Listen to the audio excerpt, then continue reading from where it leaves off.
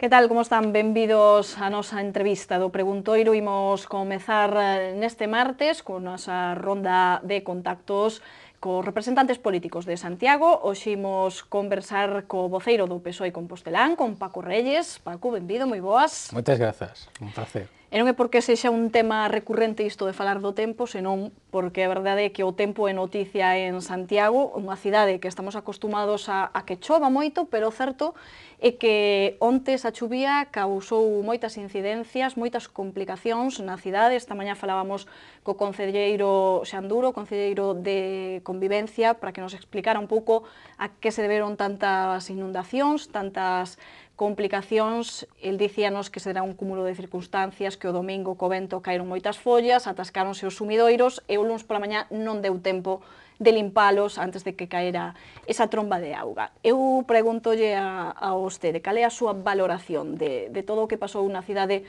a raíz destas condicións climatolóxicas? Bueno, que choiva en Santiago de Compostela non é noticia, que as follas caian en outono tampouco é noticia, o que si noticia son as inundacións que se teñen producido como consecuencia desas choivas ao longo fundamentalmente do día de onte, non? Inundacións, ademais, que se deron en rúas que habitualmente non se anegan. Estou a pensar en Frarosendo Salvado ou estou a pensar en Rúa Nova de Abaixo, por poñer dous exemplos, non? Bueno, o que aconteceu, pois o dixeron os bombeiros do Concello claro e públicamente. O problema é que os sumideiros pois estaban atascados porque non se tiñan limpado de follas e dos outros elementos, pois toda unha serie de verquidos, particularmente de hostelería e demais, pois que van, obviamente, aos sumidoiros e que se teñen que limpar e que se teñen que manter, non? O que é evidente, insisto, non o digo o din os bombeiros do Concello, é que pois os traballos de mantemento, polo tanto de prevención, que se teñen que facer neste caso durante o verán, precisamente en previsión do que vai acontecer ca chegada do outono, pois non se fixeron. Esa é a realidade, non? E a consecuencia, pois, a que temos, porque ninguén pode dicir que non tiña coñecemento do que ia acontecer concretamente ca cicloxénesis, entre outras cosas, que menos o podía dicir era o Concello. De feito, o Concello o domingo lanzou un tuit de información á xente, onde decía claramente que continuaba a alerta amarela por mor da cicloxénesis, e, polo tanto, pois, advertía do que ia acontecer, polo tanto, todo o mundo sabía, e todo o mundo sabía o tema do mantemento. Eu digo o que dixen outras ocasións, dicir, unha cousa son os 100 días, que obviamente os 100 días están para pois tomar posesión e hacerse cos principais asuntos, o coñecemento dos expedientes, pero certo que hai determinadas cuestións que non poden esperar eses 100 días. Teñen unha data marcada, un deles, por exemplo, o inicio do curso escolar, pero outras datas tamén marcadas son precisamente o inicio das cicloxénesis, que teñen que ver tamén co inicio do outono, non? Por lo tanto, son cousas que se tiñan coñecidas. Se non existían partidas orzamentarias, e xa me adianto a posibles implicacións, pois o Partido Socialista sempre estivo disposto a ver como o goberno pois levaba modificacións orzamentarias ao pleno pois para ser aprobadas, pero esas modificacións non se levaron. Precisamente vostedes onte levaban unha moción de urxencia a ese pleno que se celebrou, como decimos, onte mesmo pola tarde, logo adentrarémonos un pouco na sesión, pero que pedían exactamente nesa moción con respecto ao sucedido coas condicións climatolóxicas? Precisamente que se aumente ou que se mire máis polo mantemento? Efectivamente, o mantemento esencial, a prevención é necesaria, e por outra banda, pois que se coordinen, que se organicen os diferentes servizos para que isto non volva a ocurrir. Iso, obviamente, é o primeiro, é dicir, non tería que ter ocurrido, pero xa que pasou, pois que non volva a acontecer. Iso é o que nos plantexábamos claramente no pleno de onte, que metimos, obviamente, a moción por urxencia polo que tiña acontecido o luns.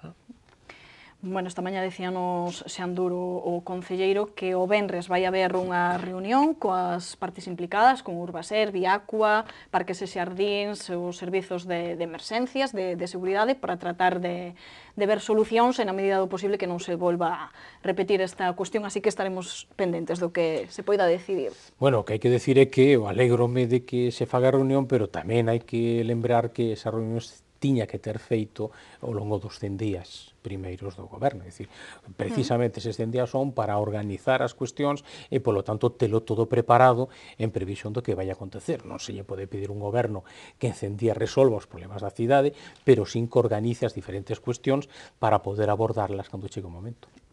Pois imos xa deixamos o tempo, que senón pasásenos o tempo do reloxo que temos aquí na entrevista, imos con ese pleno, un pleno no que supoño que o Partido Socialista saiu contento porque se aprobaron todas as súas iniciativas. Non sei cal é a súa valoración e cales desas iniciativas vostede destacaría que como máis importante ou máis satisfacción lles causa. Home, valoramos o pleno, eu penso que saíron moitas iniciativas, dende logo do Partido Socialista, efectivamente, saíron aprobadas todas elas, pero penso que se aprobaron moitas iniciativas tamén dos outros grupos, eu penso que iso é importante, a xente estamos a traballar, non? Estamos a traballar. Que era das cousas que nos presentamos? Home, pois eu destacaría, por exemplo, o tema da rebaixa, neste caso do IBI, para aquelas fincas que son urbanizables, pero que aínda non teñen a condición de urbanas, e que, por mor dunha sentenza do Tribunal Supremo 2014 e a aplicación desa sentenza a unha lei de 2015, pois neste momento van ter que tributar como rústicas. Por lo tanto, vai ser unha baixada moi importante de carga fiscal para todas estas fincas e, por lo tanto, é interesante. Nos o que solicitábamos era que se cumprira a lei que vai, os novos valores catastrais van a entrar en vigor a partir de 1 de xaneiro e, por lo tanto, nos entendemos que o que non ten sentido é pasar o recibo correspondente ao anterior valor catastral, cando a partir de 1 de xaneiro o valor catastral vai ser outro, e, polo tanto, que se fixera todo o que se ten que facer para que non reciban ese IBI con todo o problema de que teñan que ser os veciños, que nes teñan que reclamar a devolución, é dicir, o normal é que eso se faga de oficio. Do mesmo xeito que tamén plantexábamos a cuestión de que se faga un informe para ver cal vai ser o impacto da posible retroactividade, porque inda que a lei non di que se retroactivo de oficio, pero sí, obviamente, que é retroactivo en instancia de parte, polo tanto, o Concello ten que saber cal vai ser o impacto que iso vai impulsar dentro do que son as finanzas do Concello. Como vostede ben dicía, aprobáronse moitas iniciativas, independentemente de que grupo proviñan esas propostas. Isto que quere decir?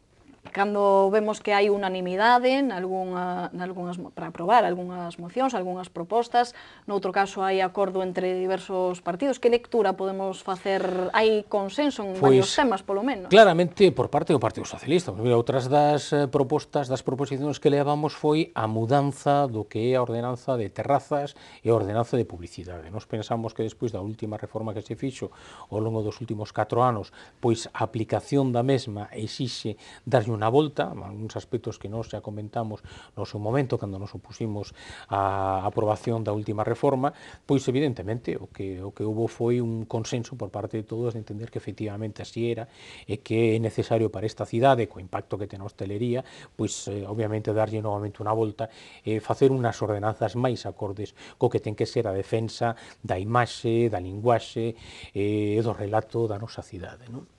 Polo tanto, que é o que aconteceu? Pois houve unha serie de propostas, pois con todo o sentido e con toda a razón que foron apoiadas, e tamén teño que decir que o Partido Socialista, pois mire, sacou adiante non soamente as súas propostas e mocións, senón que sacou adiante tamén pois proposicións do BNG, proposicións de Compostela Aberta e proposicións do Partido Popular. É dicir, o Partido Socialista, cando a proposición ten sentido, cando é razonable, cando é positiva para a cidade, cando coincida, ademais, nunha medida importante con o noso programa electoral, o Partido Socialista non lle importa de quen son as siglas de que nos presenta, sino que apoia a cidade, polo tanto, insisto, sacamos adiante propostas de Compostela Aberta, do BNG e do Partido Popular. Ben, pois ben contestada queda esa pregunta, precisamente, porque eu dicía, houve consenso en moitas propostas, foran dun grupo ou doutro, precisamente, así que iso é un sinal, o mellor, non sei. O que non sei se votaron vostedes en falta ou votaron de menos máis proposicións por parte do grupo de goberno de Compostela Aberta. Xa falamos no anterior pleno de setembro, que tamén foi un pleno moi longo, como o de onte durou como unhas 7 horas, se non me equivoco, e moitas propostas da oposición. Non sei se desta tamén vostedes votan en falta ao mellor máis proposicións de Compostela Aberta. A mí o que me sorprendeu foron dúas cousas. Primeiro, efectivamente, soamente había unha proposta de xestión por parte do goberno, ademais referida á mudanza dunha expresión concretamente nunha ordenanza, neste caso o tema da hora, non? Foi a única, e despois o que me sorprendeu é que o grupo Compostela Aberta presentou unha serie de mocións, algunhas das que eu entendo que tiñan que ser propostas de goberno, non polo tanto propostas do partido político, do grupo político, porque de feito, en algunhas delas daba a impresión de que o grupo político Compostela Aberta instaba o goberno a facer cosas, cando coincide claramente non o que é o grupo político co que é o grupo de goberno. Eu entendo que algunhas desas proposicións ou mocións tiñan que ser presentadas como propostas de goberno, non? Por lo tanto, eu espero que esa, digamos, dinámica non de cara aos plenos pois se mude para o que neste caso o grupo de goberno. Non sei se destacaría de todas, dese conxunto bueno, dicimos propostas así en xeral para non estar denominando cada unha así, diferenciando, que cada unha de todas as propostas, como dicíamos, de calquera grupo político, hai algunha máis que vostede destacaría que poida ser especialmente beneficiosa para a cidade, a marxe das que comentábamos do Grupo Socialista? Sí, eu penso, por exemplo, tamén o Grupo Socialista presentamos a proposta que foi tamén aprobada por unanimidade duns comedores agroecolóxicos e que serva Santiago de Compostela como proxecto piloto precisamente para un programa que se desenvolva na Xunta de Galicia para toda a comunidade autónoma, como se está a facer en Canarias, ou se está a facer no País Vasco ou en Asturias, non? Pero tamén dos outros grupos. Eu entendo que houve algunhas propostas interesantes, algunhas delas pois relativas ao respeto institucional que é preciso, esas relacións, ademais, de respeto cara aos grupos da oposición. É dicir, nos entendemos que hai determinadas cuestións, como, por exemplo, é adherirse ás redes de cidades, que eso se ten que aprobar en pleno, porque así o di a lei, ademais, ou, por exemplo, outra proposta tamén que hubo con respecto ao remate, non, o desenvolvemento da Nacional 550 e todas as súas diferentes pois viais, por exemplo, foi presentado polo Partido Popular, nos a apoiamos, a sacamos adiante, non, entre os dous. Tamén houve propostas do Bloque Nacionalista Galego, que a nos particularmente pareceunos moi interesante, como, por exemplo, a existencia, ou máis ben a creación, non, dun carril bici e peonil que poda unir o que é o noso Concello de Santiago de Compostela co Concello de Ames, nos tamén o apoiamos nese sentido, ou, por exemplo, alguna de Compostela Aberta, pois eles plantexaban o tema da adhesión o que se chama agora o Pacto Social pola Auga, que o que fai, pois, obviamente, referencia á defensa da auga, o dereito de acceso á auga, tamén un proceso de repensar todo o que ten sido o plantexamento de liberalización e, polo tanto, de xestión privada da auga, non? Como, por certo, plantexa o Banco Mundial, que se faga esa revisión, non? Nos apoiamos, aínda que en sí mesmo entendemos que o texto do Pacto pola Auga pois esquece, por exemplo, o tema da xestión das augas subterráneas, o tema do uso do chan, o tema da seguridade hídrica, o tema do emprego do que se chaman as augas grises, non, que se fai moito no norte de Europa e, polo tanto, que supón un aforro importantísimo da auga. Sorprendía que non aparecía eso na declaración, non, deste Pacto Social pola Auga, pero así todo, pois, nos o apoiamos porque entendemos, efectivamente, que ademais vai na liña da última directiva marco da auga da Unión Europea, polo tanto, nos tamén a apoiamos. Pois repasado este pleno, as cuestións que se debateron na sesión, quería preguntarlle por esa responsabilidade que asume o Concello con respecto ás vivendas do sub-14 do Castiñeiriño, que sufría unha serie de problemas. Finalmente, como decimos, o Concello asume a responsabilidade deses problemas, e vostedes están moi satisfeitos, especialmente no PSOE. Por qué? Bueno, satisfeitos hasta certo punto, non? Porque o certo é que hai meses que existen uns informes feitos nos que indican efectivamente esa responsabilidade do Concello con respecto ás vivendas do sub-14 do transpasional e que non tiña ningún tipo de comunicación aos veciños e as veciñas, non?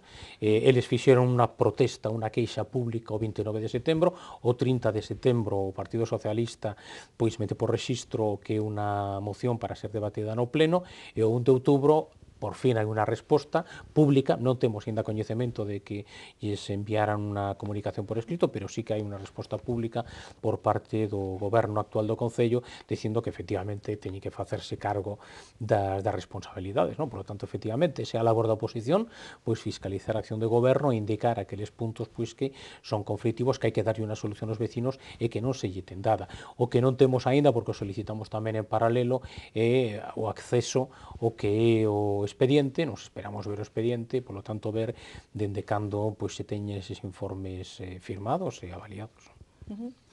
Quería preguntarte tamén por esas reunións, esas xuntanzas que xa tiveron vostedes co goberno sobre as ordenanzas fiscais, porque, como sabemos, hai que ir chegando a un consenso, ten Compostela Aberta que ir recadando apoios, cando menos, para poder aprobar tamén os orzamentos. Dos orzamentos creo que ainda non se chegou a afondar neles, pero sí nas ordenanzas fiscais.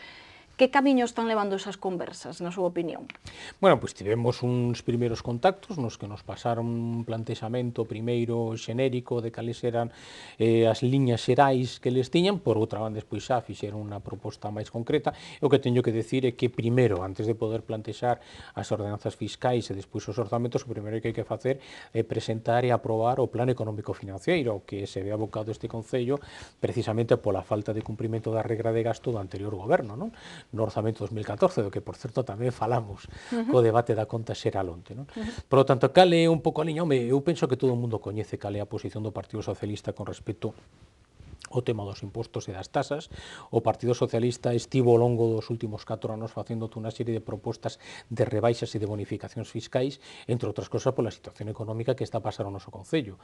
Nos, como todo o mundo sabe, somos socialdemócratas, nos temos unha visión keynesiana da economía e clarísimamente nesa visión, pois, cando a economía está en crise, baixas os impostos, cando a economía pois está crecendo e cando subes os impostos, non? E nos o que entendemos é que non hubo un cambio neste sentido da economía, da situación económica das familias en Santiago de Compostela e, polo tanto, nos seguimos pois apostando pola mesma vía. Neste momento o que hai que facer é tratar de xerar emprego, tratar de facer crecer a economía, tratar de desenvolver unha actividade económica, tratar de facilitar da mellor maneira posible a situación para as familias que o están pasando verdadeiramente mal e, polo tanto, nos o que entendemos é que este non é o momento, obviamente, da suba da presión fiscal. Esa conta xeral de 2014, recordamos que esa conta ven a facer balance do que foron os orzamentos dese ano, como se... a xestión orzamentaria, como se fixeron, fundamentalmente. Parece que os informes non eran moi positivos desa conta xeral. Cal é a súa Pois non, había versión? 2 informes, ademais de intervención, polo tanto independentes, que non é o que comentan ou que opinan os diferentes grupos políticos, onde deixaba moi claro que había un claro incumplimento da norma, da regla de gasto neste caso, por certo, unha norma pois imposta polo señor Montoro, polo tanto polo goberno Rajoy, ademais cunha caída tremenda de todos os ratios, un empeoramento en prácticamente todos os ratios. Un límite no teito de gasto para os concellos. Por unha banda que se superaban uns 10 millóns de euros e ao final pois tiña 2,5 millóns de euros pois que superaba claramente, non, despois do remate. Había tamén un nivel de tesorería exagerado, mentres pois eu por somente un exemplo, é dicir, 19,5 millóns de facturas por pagar o 31 de decembro, mentres pois en casa había algo máis de 9 millóns de euros. Claro, non ten moito sentido, non? Mire, se quere que lle dea unha definición que pode englobar o que para nós é a conta do 2014, pois é que para nós o certificado de función do mito da boa xestión do Partido Popular neste Concello. Creo que onte quedou clarísimo que durante moito tempo que estiveron facendo foi claro un maquillaxe contable e que o que amosa é un empeoramento en todos os ratios, tanto de investimentos como nos ratios mesmo de débeda, porque les din que baixaron a débeda baixase fundamentalmente por un plan económico financiero que é aprobada xa polo goberno progresista que se vai seguindo, e o que fixeron foi adiantar nun ano o prazo de gasto, pero que non fixeron foi un plantexamento da amortización anticipada para os próximos anos. Por lo tanto, a situación que deixa para os próximos gobernos é francamente difícil. Por lo tanto, insisto, certificado de función do mito da boa xestión do Partido Popular neste Concello. Esa é a realidade e deso falamos onte.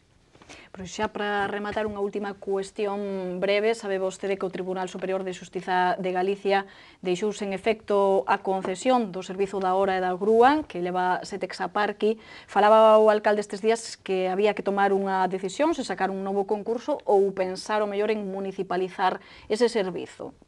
Vostede que vía de poder escoller que vía seguiría? Bueno, o primeiro que hai que decir é que a responsabilidade neste caso é enteiramente da empresa, que non cumpriu o prego e, polo tanto, as súas obrigacións e responsabilidades, e, polo tanto, esa é a motivación.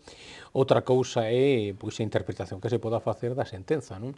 Imos ver se a interpretación é que se poda municipalizar, imos ver se a interpretación é que se volva a facer un novo concurso, ou se o que hai que facer é simplemente resolver o concurso no punto no que se queda, dado que esta empresa pois incumple, non? Polo tanto, iso é o que van ter que facer. Bueno, pois agora sí que xa rematamos. Paco, como sempre, graciñas por acompañarnos. Moitas grazas a vos, como sempre, un placer. E volvemos mañá con máis entrevistas no Preguntoiro. Graciñas por atendernos.